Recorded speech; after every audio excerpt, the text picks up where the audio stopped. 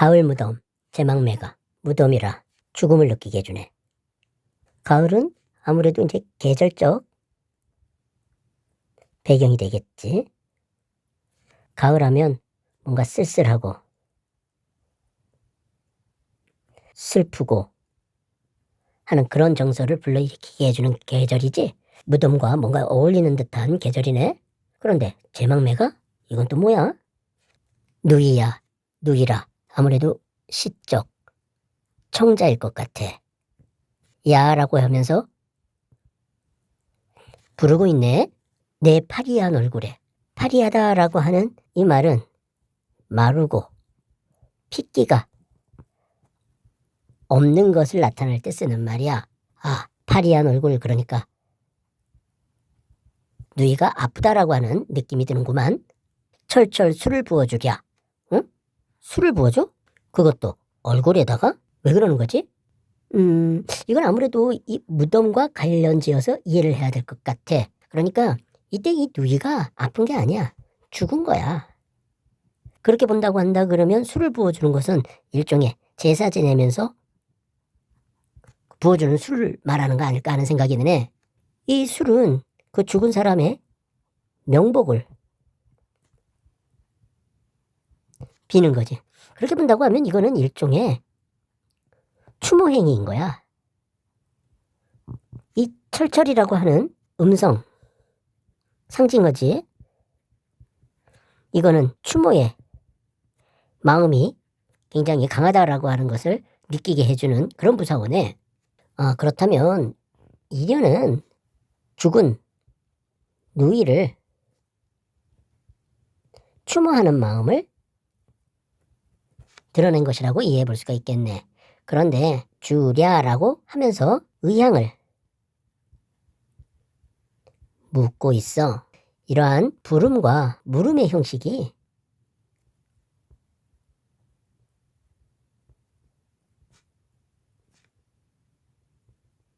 죽은 누이에 대한 추모의 마음을 효과적으로 드러내고 있는 것 같아. 그러면 이때 이 제막매가가 어떻게 해서 나온 말인지 알겠다. 이때 이 제와 이 가는 제사를 나타내고 노래를 말하는 거야. 그리고 망이라 그랬는데 요거는 죽을 망자지. 그리고 요 매는 누이매를 말하는 거야. 그러니까 죽은 누이를 제사 지내면서 부르는 노래다 라고 이해를 해야 되겠네. 시리도록 허연.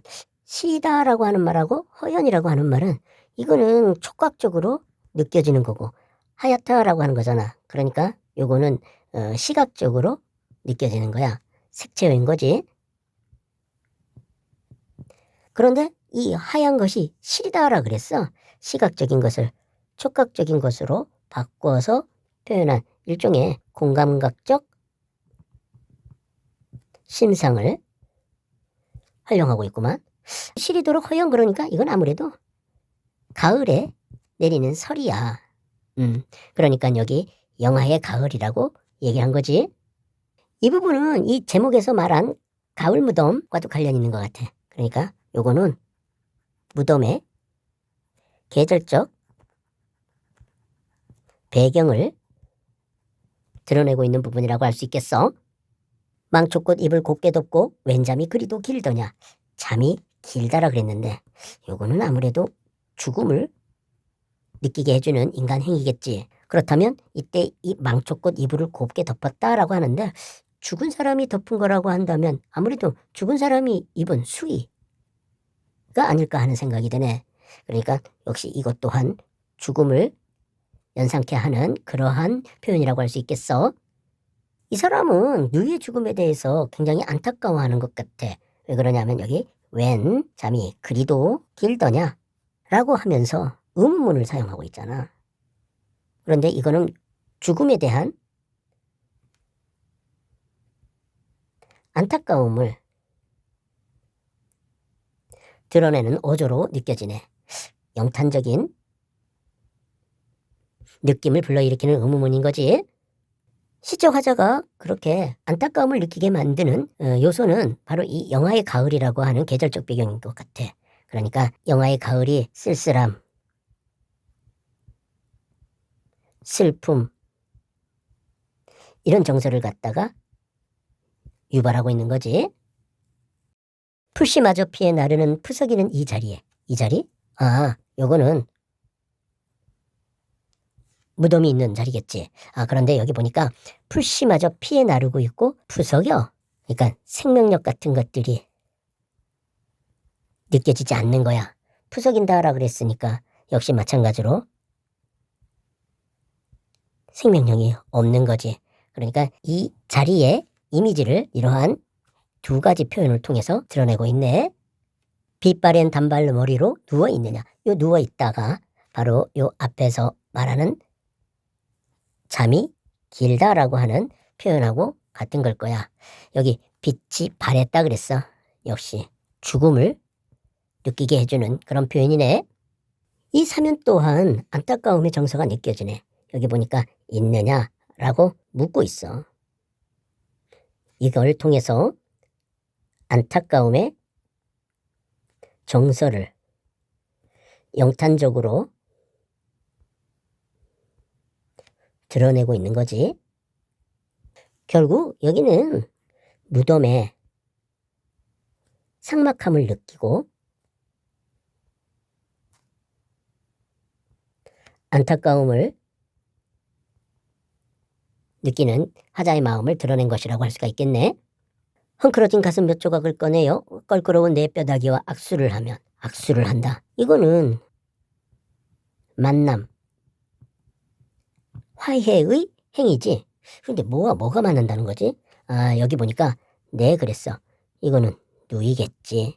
내 뼈다귀와 악수를 한대. 뭐가? 가슴 몇 조각을 꺼냈다라 그랬거든. 아, 그렇다면 이때 이 가슴 몇 조각은 나의 가슴 몇 조각이겠네. 그러니까 나의 가슴 몇 조각과 누이 너의 뼈다귀와 만난다라고 하는 것을 표현한 것이네. 그렇다면 이거는 일종의 산자와 죽은 자의 만남을 표현한 것으로 이해해 볼 수가 있겠구만. 딱딱 부딪는 이빨새로 이빨이 부딪히고 있어. 그것도 딱딱. 아, 요거는 아무래도 이를 악물고 있는 것 같은 그런 느낌이네. 그것이 얼마나 강하냐면 딱딱이라고 하는 역시 음성상지거지. 이 음성상지거를 통해서 이를 악물고 있는 것이 굉장히 강하다라고 하는 것을 느끼게 해주는구만. 그런데 이를 왜 악물고 있는 거지? 아, 요거는 우리가 슬픔을 참을 때 이를 갖다 꾹 아무는 그런 행위를 하지. 혹시 이것과 관련 있는 거 아니야? 그렇다면 요거는 이렇게 이해할 수 있겠다. 이 사람은 슬퍼. 그런데 그 슬픔을 헝클어진 가슴 몇 조각이라고 표현을 한 거야. 다시 말하면 시각적으로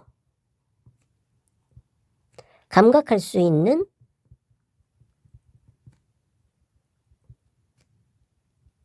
물체로 형상화한 거지. 그러니까 이 사람은 슬픔 속에서 누이의 죽음을 갖다가 만난 거야. 그런데 그것을 참으려고 애쓰는 거지.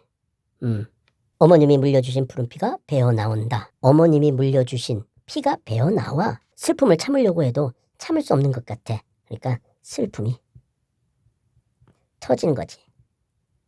여기 이 피라고 하는 것은 이 누이와 이 나는 혈육이잖아. 그러니까 혈육에 대한 정이 느껴지는 거지. 그러니까 이 부분은 슬픔 속에서 누이의 죽음을 대면해 슬픔을 억누르는 거지. 그러나 그러한 슬픔이 억누르지 못하고 터지고 마는 그 상황을 갖다가 표현한 것 같아. 그런데 재미난 표현이 있네. 피가 푸르다라고 하고 있어. 원래 붉은색이잖아. 이게 아니네. 왜 피를 갖다가 그 푸르다라고 얘기했을까? 이 푸른색이 주는 것은 어떤 차가움의 이미지잖아.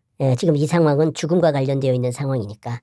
아, 이때 이 푸른 피는 결국 슬픔, 한 같은 것을 느끼게 해주는 그러한 그 색채어가 되겠네. 그런데 여기에서 어조의 변화가 느껴지네. 여기 나온다라고 하면서 평소형 종결어미를 사용하고 있네. 1연에서 줄야, 그리고 2연에서 길더냐, 그리고 3연에서 느냐 하는 식으로 의문형 종결어미를 사용했거든. 그런데 여기에 와서 평서형 종결어미를 사용해가지고 어조에 변화를 주고 있네. 이런 어조의 변화는 결국 이 사람의 정서의 변화를 말하는 거겠지. 그러니까 이 사람은 안타까운 마음의 감정이 격화됐을 거야. 그러나 이 부분에 와서 감정이 차분히 가라앉는 거지.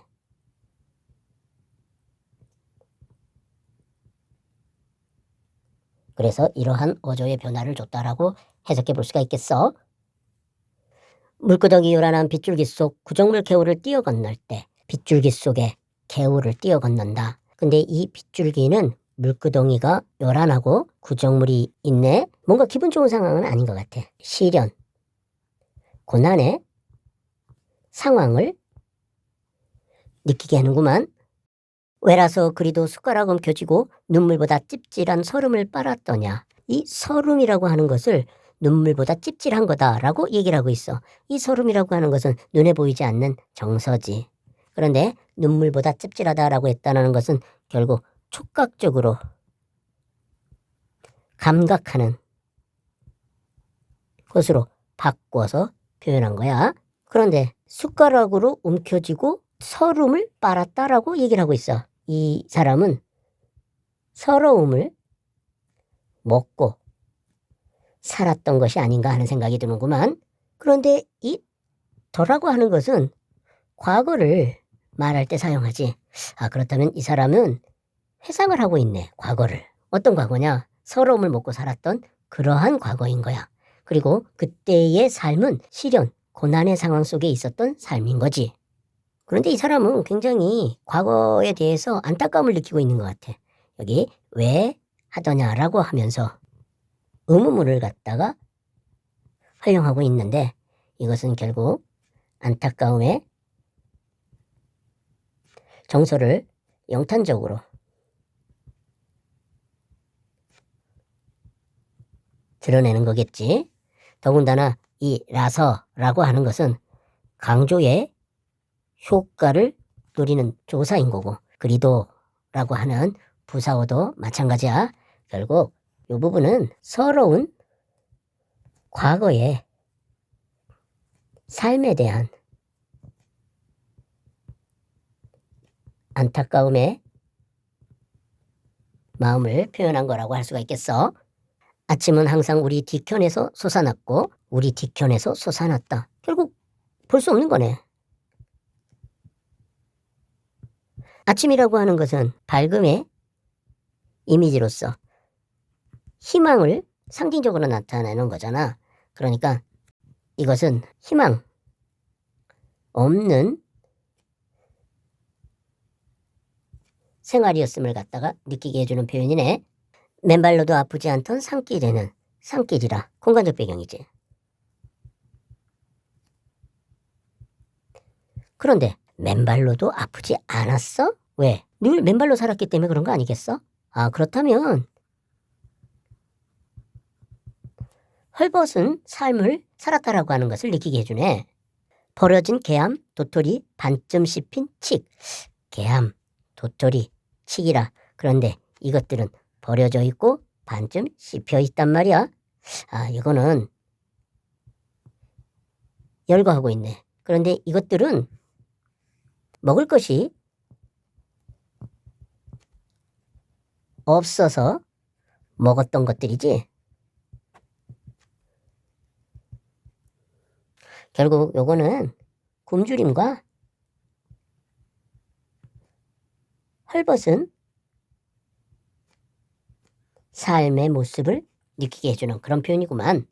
질척이는 뜬물 속의 밥덩이처럼 부딪히며 하구로 떠내려갔으매랴. 아무래도 이 밥덩이는 나와 누이를 말하는 게 아니겠어? 그런데 이 나와 누이는 질척이는 뜬물 속에 있었어.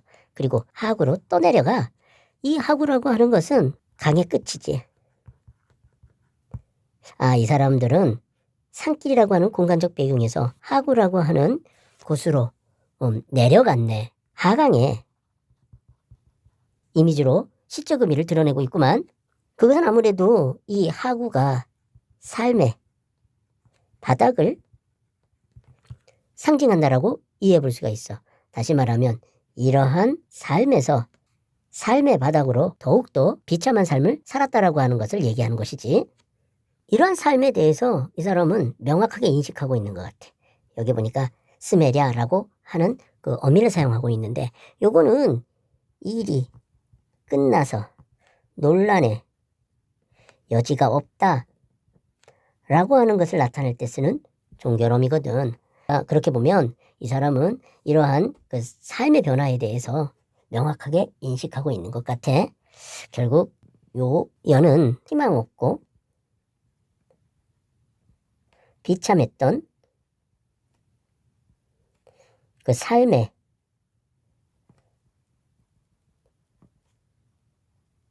밑바닥에 대해서 생각하고 있는 것 같아. 여기서 우리는 결국 그 시적 화자와 누이를 말하는 거겠지. 신경을 앓는 중풍병자로 태어나 신경을 앓는 중풍병자라 비참한 삶을 상징적으로 나타나는 거야. 전신에 땀방울을 비늘로 달고 땀방울을 비늘로 달았다라고 했어. 그만큼 힘겨운 삶을 살았다라고 하는 걸 얘기하는 거겠지. 쉰 목소리로 어둠과 싸웠으매랴. 쉰 목소리, 뭐 소리를 질러가지고 목소리가 쉬었다라는 얘기인데 그만큼 힘겹고 치열했던 삶의 모습을 느끼게 해주네. 그런데 이 사람의 삶들은 어둠이었던 거야. 암울한 생활과 싸웠던 거지. 역시 또 스메랴라고 하면서 확신을 하고 있네. 결국 여기에서도 뭘 느끼게 해주냐면 태생적으로 불행했었던 것 같아. 시적 화자와 누이가 그러한 삶을 살았던 것 같아. 편안히 누운 내 누이야 내 파리한 얼굴에 술을 부으면, 응? 여기 누이야 내 파리한 얼굴에 철철 술을 부으면 이라고 하는 구절이 있는데 이것과 비슷하네. 그러니까 반복 변주를 통해서 숨이 쌍관의 구조를 보이고 있구만. 여기서 말하는 이 편안히 누운 것은 죽음을 말하는 거겠지. 그런데 시간의 변화가 느껴지네. 그러니까 여기에서부터 여기까지 이거는 현재야. 그런데 여기서부터 여기까지는 과거 회상인 거지. 그리고 여기서부터 다시 현재로 돌아온 거야. 그러니까 이 시는 현재에서 과거로 다시 현재로 돌아오는 구성법을 사용하고 있어. 역순행적 구성을 보여주고 있는 거네. 그러한 구성을 고려해보면 왠지 이 앞에는 죽어서야 라고 하는 말이 들어가야 될 것만 같은 느낌이야. 왜 그러냐면 이 나와 우리는 굉장히 비참한 생활을 했거든. 그런데 이제 편안하단 말이야. 살아있었을 때는 비참한 생활을 했지만 바로 죽어서야 편안해지는 그러한 삶을 살았던 거지. 눈물처럼 튀어오르는 술방울이 눈물처럼 튀어오르는 술방울이라. 이것이 바로 이 사람이 갖고 있는 슬픔의 정서를 표현하고 있네. 이 못난 영혼을 휘감고 이 못난 영혼이라. 이게 바로 시적 화자 자신을 말하는 거야. 온몸을 뒤흔드는 것이 어인 까닭이냐. 온몸을 뒤흔들어. 뭐가? 술방울이. 그렇게 본다 그러면 이 술방울을 의인화한 걸로 볼 수가 있겠네. 이것은 결국 슬픔을 시각적으로 감각할 수 있는 것으로 바꿔 표현한 거지. 그러니까 한마디로 말하면 이 사람은 슬픔에 휩싸여 있다 라고 하는 것을 드러내는 거야. 그런데 까닭이냐라고 하면서 의문문을 활용하고 있는데 이것은 안타까움의 정서를 터뜨리고 있는 거지. 영탄적으로. 결국 이 시는 혈육과의 사별에 대해서 안타까워하고 슬퍼하는 마음을 드러내고 있는 시라고 볼 수가 있겠네. 이 시 운율적 요소가 굉장히 재밌네. 이 시는 냐라든지 냐라든지 다라든지 이런 걸로 끝나고 있는데 이거는 리을 플러스 야, 요거는 니은 플러스 야야, 이거는 디귿 플러스 아고. 그런데 이때 이 야는 반모음 이에다가 아가 합쳐진 거고 결국은 이때 이 아라고 하는 가군이 이 시의 운율적 요소를 이루고 있네.